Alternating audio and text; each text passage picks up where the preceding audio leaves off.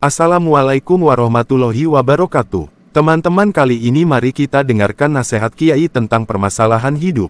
Simak sampai selesai. Jangan lupa like, komen, subscribe dan share sebanyak-banyaknya.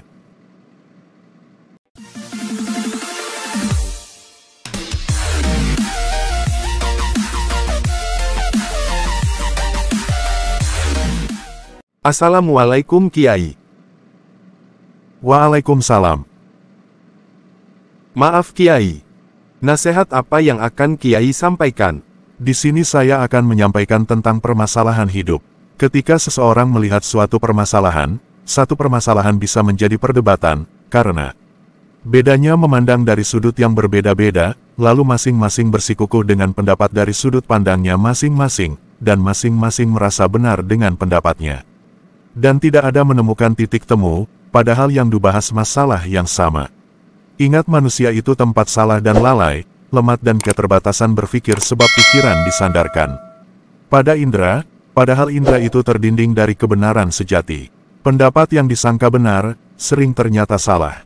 Orang yang merasa benar dengan pandangan dan pendapat sendiri, sebenarnya seperti orang yang memenjarakan diri dalam pikirannya sendiri, padahal suatu pendapat pribadi itu cenderung akan bertabrakan dengan pendapat orang lain, karena masing-masing mengemukakan pendapat dengan akal dan nafsu kepentingan pribadinya. Kebenaran mutlak itu hanya milik Allah, yaitu firman Allah dalam Al-Quran atau hadits Nabi. Jika pendapat atau pandangan kita bertentangan dengan Al-Quran, maka jelas kita yang salah, dan Al-Quran yang benar. Hanya orang yang hatinya bersih yang akan menerima kebenaran dan meruntuhkan pendapat sendiri.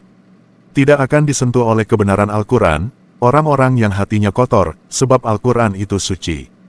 Hanya menyentuh hati yang suci, jika kita masih bersikukuh dengan pendapat kita, yang menyelisihi Al-Quran, itu tandanya hati kita masih kotor, yang mana cahaya Al-Quran saja tak menembus gelapnya.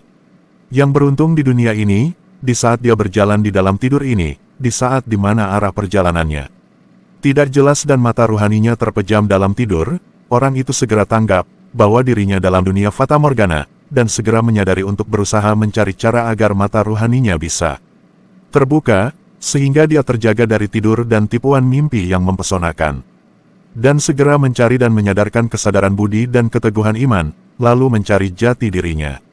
Setelah ditemukan jati diri agar jelas arah langkahnya, setiap langkah terarah menuju tujuan kembali ke surga dari mana tempat dia berasal pertama kali sebelum diturunkan ke bumi.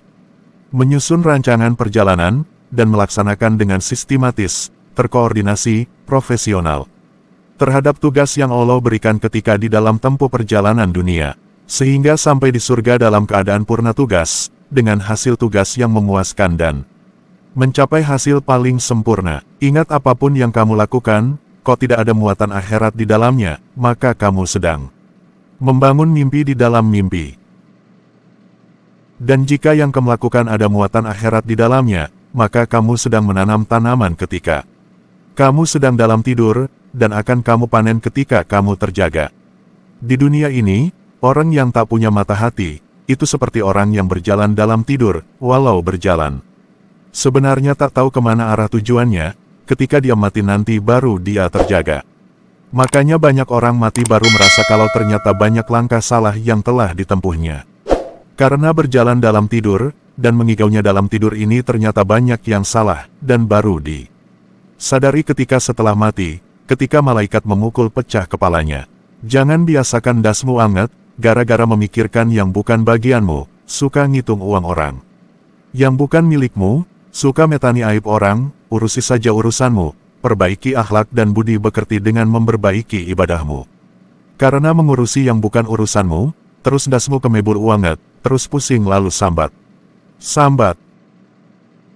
Jika punya tepung terigu, buatlah roti, atau gorengan, atau mie, maka akan menjadi makanan yang enak. Jika punya besi, buatlah pagar, sepeda, motor, mobil, maka akan jadi barang yang bermanfaat. Jika punya emas, buatlah kalung, gelang, anting, atau perhiasan yang lain, maka akan menjadi barang yang berharga. Tepung kau ingin jadikan motor, emas kau ingin jadikan roti, tanah kau jadikan gorengan, maka semua menjadi sesuatu yang bukan hanya tidak bermanfaat tapi juga sia-sia waktumu membuatnya. Setiap orang itu punya kapasitas masing-masing, jika ingin bermanfaat maka jangan berusaha menjadi yang bukan kapasitasmu. Hidup itu mudah, jangan kau persulit dan jangan kau rugikan waktu dan kesempatan hidupmu di dunia ini. Dengan menjalani yang bukan kapasitasmu, ingat jika kamu emas, tak enak jika dibuat jadi bakwan. Gak ada yang mau makan, juga jika kamu tepung terigu, jangan jadikan motor, tak akan ada yang mau menaiki.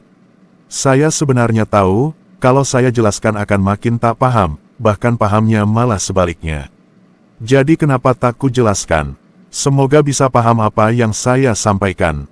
Jadi pendapat yang disangka benar, sering ternyata salah. Orang yang merasa benar dengan pandangan dan pendapat sendiri, sebenarnya seperti orang yang memenjarakan diri dalam pikirannya sendiri, padahal suatu pendapat pribadi itu cenderung akan bertabrakan dengan pendapat orang lain, karena masing-masing mengemukakan pendapat dengan akal dan nafsu kepentingan pribadinya.